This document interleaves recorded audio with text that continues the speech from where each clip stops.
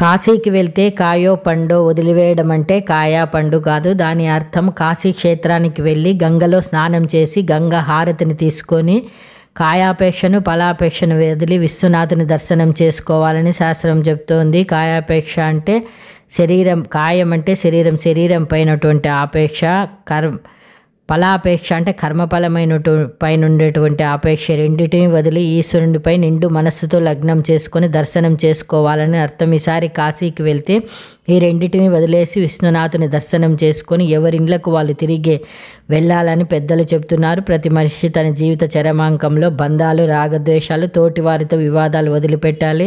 కాశీ యాత్ర చేయటం ఉన్నటువంటి అసలు అంతరార్థం ఇదే.